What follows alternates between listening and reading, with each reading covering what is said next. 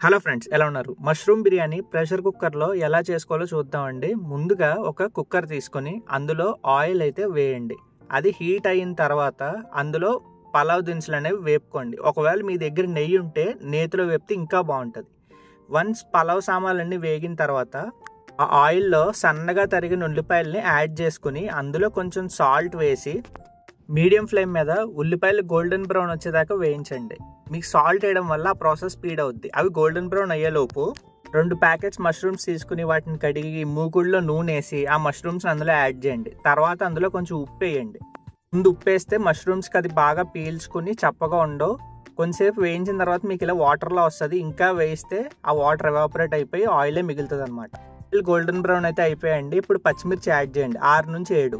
తర్వాత అల్లం వెల్లుల్లి పేస్ట్, ధనియా జీలకర్ర పొడి, గరం మసాలా, కారం, కొంచెం పసుపు యాడ్ చేసి బాగా వేయించండి. ఒకసారి బాగా కలిపిన తర్వాత ఏం చేయాలంటే అందులో కొంచెం వాటర్ అనేది యాడ్ చేయండి. వాటర్ యాడ్ చేయడం వల్ల మసాలాలు అనేవి మాడిపోవు. కంగారు పడకుండా స్టెప్ బై స్టెప్ ఫాలో అయి చేస్తే మంచి బిర్యానీ వస్తుందండి. సో వన్స్ ఒకసారి మీకు వేగిపోయి ఆయిల్ కొంచెం ఇలా పైకి తేరిన తర్వాత నేనైతే క్యారెట్ యాడ్ చేసుకున్నా. మీరు యాడ్ చేసుకుంటే యాడ్ చేసుకోండి, లేకపోతే లేదు. దాంతోపాటు కొత్తిమీర, 1 టమాటో వేసుకోండి, ఎక్కువ వేసుకోకండి. కలిపి అవి కొంచెం మగ్గిన తర్వాత ఇందాక మనం వేయించుకున్న మష్రూమ్ ఏదైతే ఉందో అది అలా ఆయిల్తో సహా వేసేసుకోండి. మీరు ఆ మష్రూమ్స్ని ఇప్పుడే యాడ్ చేశారంటే సో ఫ్లేవర్స్ అన్నీ బాగా పీల్చుకుంటాయి. టాస్ చేసిన తర్వాత అందులో కొంచెం కర్డ్ యాడ్ చేయండి. కొంచెమే, ఎక్కువ వద్దు, 2 to 3 స్పూన్స్ వేయండి. కర్డ్ సరిపోతుంది.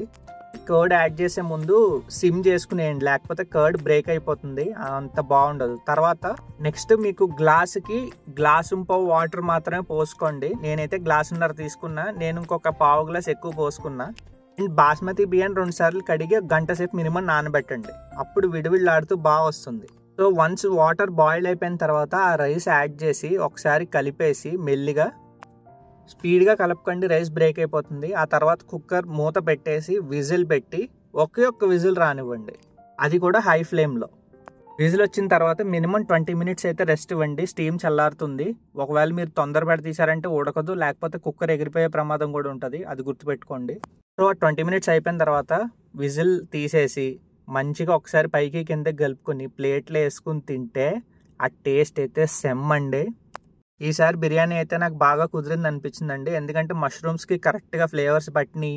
అండ్ రైస్ కూడా మంచి స్పైసీగా, మంచి జ్యూసీగా ఉంది. మనం మంచి బిర్యానీ చేసుకోవాలంటే దానికి కొంచెం టైము, ఇంట్రెస్ట్, ఓపిక పెట్టామంటే టేస్ట్ అయితే అదిరిపోద్దండి. సో మీరు ఈ స్టెప్స్ అన్నీ ఫాలో అయ్యి మంచిగా బిర్యానీ చేసుకుని టేస్ట్ ఎలా వచ్చిందో కమెంట్స్లో మెన్షన్ చేయండి.